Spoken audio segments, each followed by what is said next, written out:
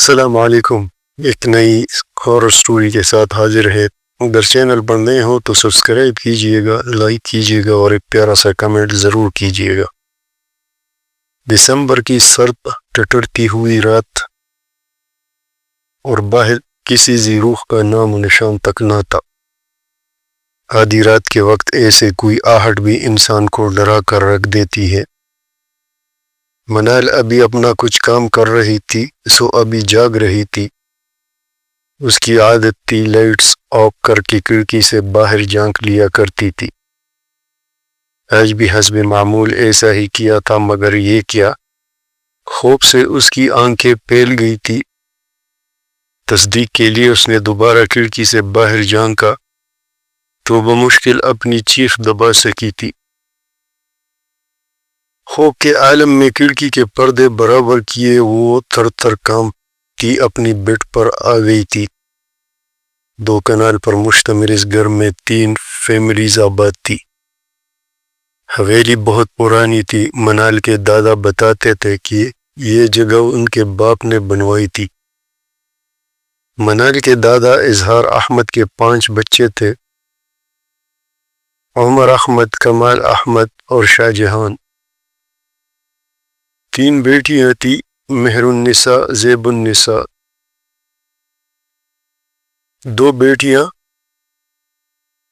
زیب شادی شدہ اپنے گھر والی تھی، جبکہ مہر کا 19 سال کی عمر میں انتقال ہو گیا تھا۔ عمر احمد کی ایک ہی بیٹی تھی، منال۔ کمال احمد کے 2 بیٹے تھے، شہریار اور اسجاد۔ شاہ جہان کا ایک بیٹا تیمور اور ایک بیٹی مشال تھی۔ شروع سے اس گھر میں اکٹھے رہتے تھے۔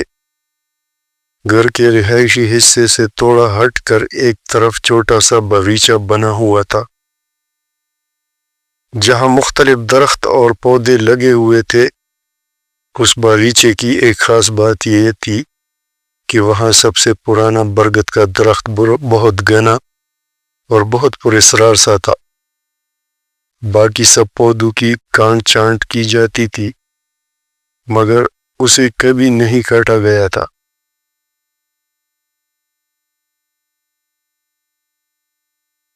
آکاش بیل کی شاخیں برگد کے تنے اور اکثر شاخوں کے ساتھ بہت گنجلک ہو کر لپٹی ہوئی تھی۔ خوف کے مارے کتنی ہی دیر منال کی سانسیں رکتی رہی۔ اسے یقین نہیں آ رہا تھا کہ جس برگد کے قریب دن میں بھی کوئی نہیں جاتا، وہاں رات کے اس پہر شہریار کھڑا تھا، وہ بھی تنے سے ٹیک لگائے، اتنے خنک موسم میں بنا کسی گرم کپڑے کے۔ اسے گمان ہوا تھا جیسے اسے کوئی غلط فہمی ہوئی، مگر جب اس نے دوبارہ دیکھا تو وہ شہریار ہی تھا۔ آنکھیں بند کیے، بازو پھیلائے کھڑا، وہ کسی اور ہی دنیا کا باسی لگ رہا تھا۔ خوف نے تمام رات منال کی نیند چھین لی تھی۔ شہریار اس کا کزن ہونے کے ساتھ ساتھ منگیتر بھی تھا۔ دونوں میں اگرچہ کوئی خاص بے تکلفی نہیں تھی، مگر آتے جاتے کھانے کی میز پہ روز کہیں نہ کہیں سامنا ہو جاتا تھا۔ اسے ایک دم سے شہریار سے خوف آنے لگا تھا، اور صبح ناشتے کی میز پہ اس نے ہمت کر کے شیری سے پوچھ لیا تھا: شیری، رات کو تم کہاں تھے؟ چونکہ منال بہت کم گو تھی اور بہت کم شہریار سے مخاطب ہوتی تھی، تو سب کا چونکنا لازمی امر تھا۔ شہریار خود بھی حیران ہوا تھا، اپنے کمرے میں تھا، مگر تم کیوں پوچھ رہی ہو خیریت؟ اس نے انتہائی تحمل سے کہا تھا: آدھی رات کو تم باہر نکلے تھے کیا؟ منال نے پھر پوچھا تھا۔ توبہ کرو لڑکی، اتنی ٹھنڈ میں آدھی رات کو باہر نکل کے میں نے اپنی کلفی جمانی تھی کیا؟ منال حیران ہوئی تھی، کیونکہ شیری کے لہجے میں کوئی جھوٹ کی آمیزش نہیں تھی۔ منال الجھ گئی تھی، اگر شیری نہیں تھا تو پھر کون تھا وہ؟ اگر وہ شیری نہیں تھا تو پھر شیری جیسا کون تھا؟ اظہار صاحب کو تشویش ہوئی۔ انہوں نے پوچھا: منال، تم کیوں پوچھ رہی ہو؟ تم نے شہریار کو کہیں جاتے دیکھا تھا؟ نہیں دادا، وہ بس میں کھڑکی بند کر رہی تھی رات کو، تو اچانک باہر نظر پڑی تو مجھے لگا کہ برگد کے نیچے شیری کھڑا تھا۔ میرا وہم ہوگا، اظہار صاحب اور شاہ جہان کے چہرے کا رنگ اڑا تھا۔ یہ سنتے ہی بظاہر سب نارمل بیٹھے تھے، مگر ایک بونچال اٹھا تھا جو صرف اظہار صاحب اور شاہ جہان کے اندر اٹھا تھا۔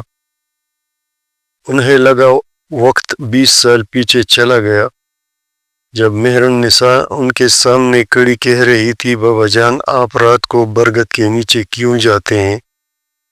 میں نے رات کو بھی دیکھا تھا کہ آپ وہاں کھڑے کسی سے باتیں کر رہے تھے۔ اور اظہار احمد اس کی ذہنی حالت پر شک کر رہے تھے۔ اکثر ہی جب مہر النساء ایسا کہنے لگی تو انہوں نے نفسیاتی ڈاکٹر کو بھی دکھایا۔ بظاہر کوئی مسئلہ نظر نہ آیا۔ پھر ایک رات یوں ہوا تھا کہ زیبا کے ساتھ لیٹی مہر النساء اچانک غائب ہو گئی۔ جاگتی آنکھوں سے زیبا نے اسے غائب ہوتے دیکھا تھا۔ اس نے چیخ چیخ کر گلا خشک کر لیا تھا، مگر کوئی بھی اس کے کمرے تک نہ آیا، یہاں تک کہ وہ خوف سے بے ہوش ہو گئی تھی۔ جب ہوش آیا تو مہر بھی ساتھ لیٹی تھی، عجیب نظروں سے اسے دیکھ رہی تھی۔ زیبا نے ڈرتے ڈرتے مہر سے پوچھا تھا، مہر تم کہاں چلی گئی تھی؟ کتنی دیر کے بعد وہ بولی تو بہت عجیب لہجہ تھا، میری شادی تھی زیبا، تمہیں پتہ ہے میں دلہن بنی تھی، میرا دولہا بہت خوبصورت تھا، وہ وہاں برگد کے پار بہت خوبصورت محل ہے، میں سارا دیکھ کر آئی ہوں۔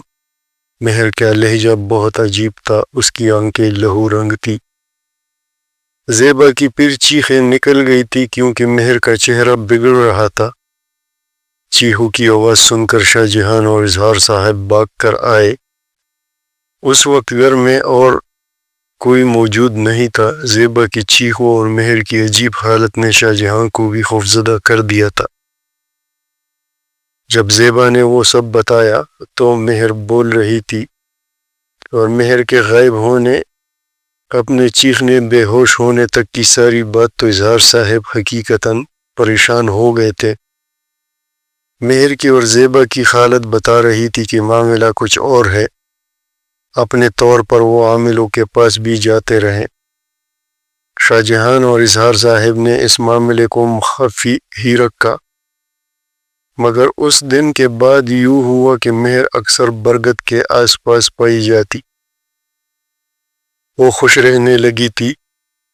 اب سے برگد تلے بابا نظر نہیں آتے ہیں کہ کوئی اور دکھتا تھا جس سے وہ ڈھیروں ڈھیر باتیں کرتی۔ اسی دوران مہر کا رشتہ آیا، مگر اس دن عجیب واقعہ ہوا تھا۔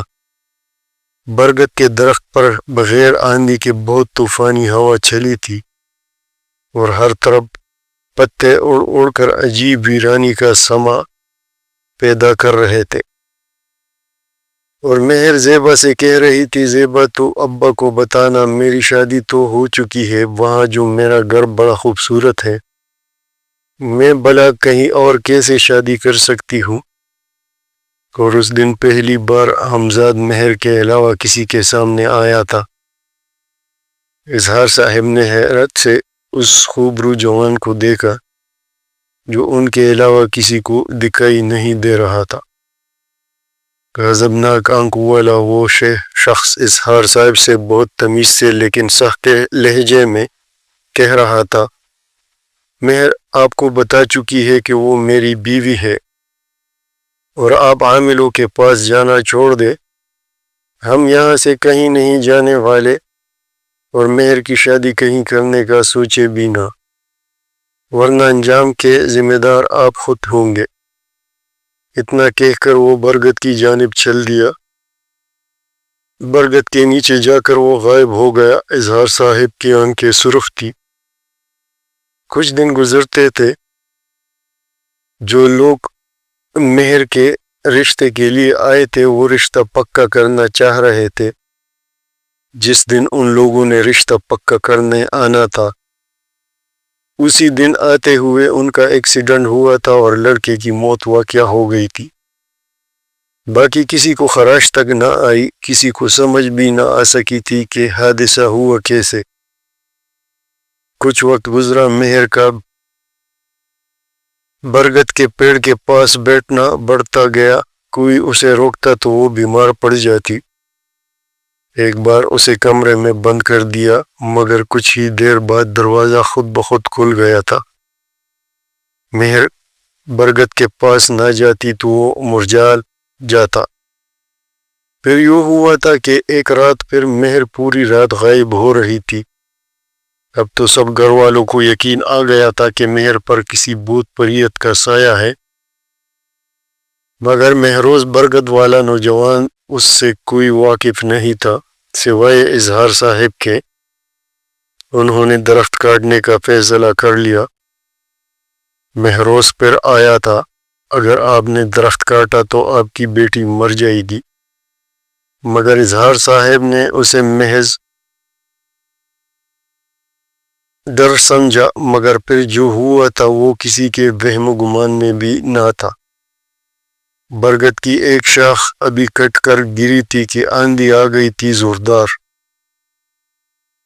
آندھی ساتھ ہی مہر النساء دم توڑ گئی تھی۔ برگد کے تنے کے ساتھ کڑا مہروز غضبناک چہرے لیے چیخ رہا تھا، جو سوائے اظہار صاحب کے اور کسی کو دکھائی دے رہا تھا نہ سنائی دے رہا تھا۔ مہر کے مرنے کے بعد اظہار صاحب نے ساری بات شاہ جہاں کو بتا دی تھی۔ کتنے ہی دن برگد کے پیڑ سے رونے کی آوازیں آتی رہی اور مہروز حمزاد بن گیا۔ مہر کے جانے کے بعد اس نے اس گھر کے مکینوں کو کچھ عرصہ بہت تنگ کیا تھا۔ کبھی کسی کا روپ دھار کے سامنے آ جاتا، کبھی کسی کا۔ اکثر مہر کا روپ دھار کر اس کے پاس آ کے بیٹھ جاتا، جس کو ڈرانا ہوتا تھا۔ پھر اس گھر میں چیخوں کی آواز سن کر ہنستا۔ پھر سب کی شادیاں ہو گئی تو سوائے اظہار صاحب کے کبھی کسی کو نظر نہیں آتا تھا، تنگ بھی نہیں کرتا تھا۔ البتہ برگد کی شاخوں کو کوئی نہیں چھیڑتا تھا۔ اظہار صاحب حال میں لوٹ آئے تھے۔ اب وہ منال کو شیری کے روپ میں نظر آیا تھا، تو یقیناً یہ ایک خطرے کی گھنٹی تھی۔ منال یونیورسٹی چلی گئی تھی۔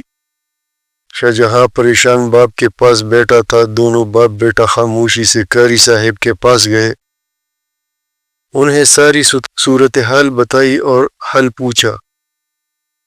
شاہ جہاں نے مہر کا حال دیکھا تھا، وہ منال کو مہر نہیں بننے دینا چاہتے تھے۔ تمام صورتحال سن کر امام صاحب نے مشورہ دیا کہ جلد از جلد بچی کا نکاح کر دے، پھر وہ جنزاد مناحل کو کوئی نقصان نہیں پہنچا سکے گا۔ انہیں امام صاحب کو مغرب کی نماز کے بعد کا وقت دیا تھا نکاح کے لیے۔ شاہ جہاں نے نکاح خواہ کا انتظام بھی کر لیا۔ اظہار صاحب بھی تاخیر نہیں کرنا چاہتے تھے، کیونکہ منال ہو بہو مہر جیسی تھی۔ شام کو اظہار صاحب نے خرابی طبیعت کا بہانہ کیا اور سب بچوں کو بلا لیا۔ اسی وقت انہوں نے اس خواہش کا اظہار کیا کہ وہ شہریار اور منال کا ابھی نکاح کرنا چاہتے ہیں۔ کسی کی اگر مگر بابا جان کوئی بات نہ سنی گئی، انتظام تو پہلے ہی مکمل تھا۔ شاہ جہاں اس سارے معاملے کا قراردار تھا۔ منال اور شہریار ہکا بکا تھے۔ انن فنن سب کچھ ہو گیا تھا، مگر منال کو الجھن تھی۔ ابھی رات کے واقعے سے وہ الجھن ہوئی تھی کہ اٹھا کے ایک دم نکاح کا چکر۔ وہ بضد تھی کہ اسے بتایا جائے کہ سب ایسے کیوں۔ اظہار صاحب نے اس کی ضد سے ہار مان لی تھی اور مختصراً ساری بات بتا دی۔ اس واقعے کو سن کر منال کافی بے چین سی ہو گئی تھی۔ اس سے پہلے معاملہ مزید بگڑتا اور منال پر جن حاوی ہوتا۔ امام صاحب نے پوری نکاح پڑھائی اور منال کی زندگی بچ گئی۔ اظہار صاحب اور شاہ جہاں مطمئن تھے۔ برگد آج پھر رو رہا تھا، مگر منال مہر بننے سے بچ گئی تھی۔ یہ تھی آج کی ہارر سٹوری. ہوپ سو کہ آپ کو پسند آئی ہوگی. اگلی سٹوری تک اللہ حافظ.